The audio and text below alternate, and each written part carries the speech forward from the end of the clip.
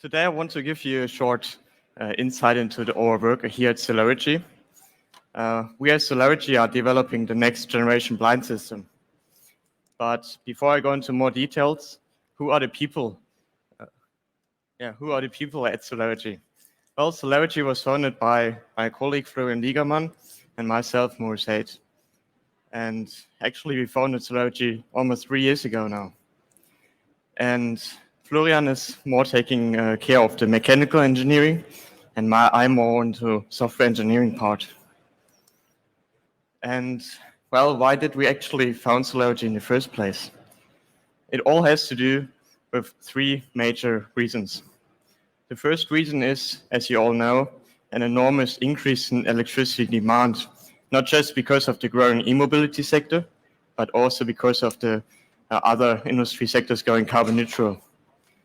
The second reason is because of the enormously increasing prices in electricity.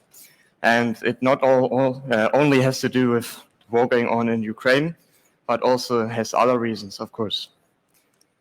And well, the main reason why we actually founded Solaregy is because of the impact we have with electricity generation on our environment. And here we can see that there's a bar at the bottom, and the total bar represents the emitted CO2 by fuel combustion.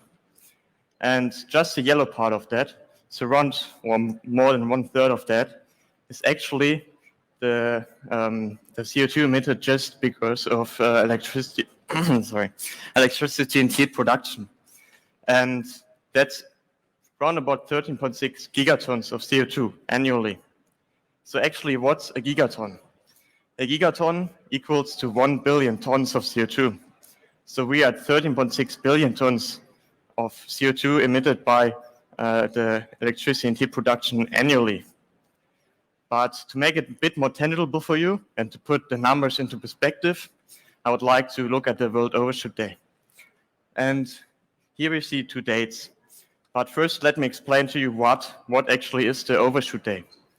Well, the Overshoot Day is the day we go over our resource limits for 1 year. So for Germany, that's the 4th of May. For Spain, so for here, that will be the 12th of May this year. And well, if you go over the limit before halftime, conclude yourself. And now, actually, let's dive a bit more into the special problems or the real problems we're trying to solve, the concrete problems. And there you have to look at the building sector. And one part of the building sector, or one important part of the building sector, is actually the coolant or cooling of the building in summer times, and of course the heating in winter times. And here, shading makes a big difference. So if we have no shading system installed, that's of course not really good. We have to use more air conditioners to either cool or warm up the place.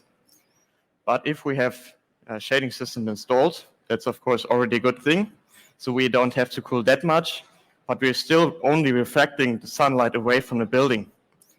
And that's exactly the problem we're trying to solve with rough sun. So with rough sun, we are combining an external blind with a photovoltaic module. And therefore, we have a one-product approach to generating electricity and also shading the system, the building. And well, what actually is rough sun? Rough sun is made of 3 major components. So first of all, that's the intelligent control. There I will dive a bit more into detail later. And it's, well, probably the most interesting part for today, because we had the IoT SWC. But we also have 2 other main components, which are, of course, the PV sleds, so the photovoltaic sleds, and also the electricity transfer from the sleds to the building. Because we can move the sleds up and down and also tilt the angle or move the angle, we somehow have to dynamically get the electricity from there onto the static building. And that's actually a real challenge we are solving with our transfer system, e-transfer. And now just let's have a bit closer look to our PV sleds. The PV sleds are of course made out of solar cells and also made out of aluminum sled on the backside. And one interesting thing is that our sleds are not actually flat, so they're bent because of a better shading effect. And here we somehow have to manage the bending process of the cell, because the cell is really fragile, it breaks quite fast. We somehow have to still implement it on top of the bent sled. And well, we are actually solving the problem right now and are on a good path, because we are moving the production process from prototype into serial production at the moment. And now let's get a bit more into detail of our intelligent control. And here we not only have the main functions of blind actors, like moving up and moving down, tilting the sled, etc., but we also have a additional function, which is a sun tracking algorithm. So we can actually move the blind or tilt the blind this way, that we have an optimal energy generated. And to showcase it, we have a really simple animation here on the right side.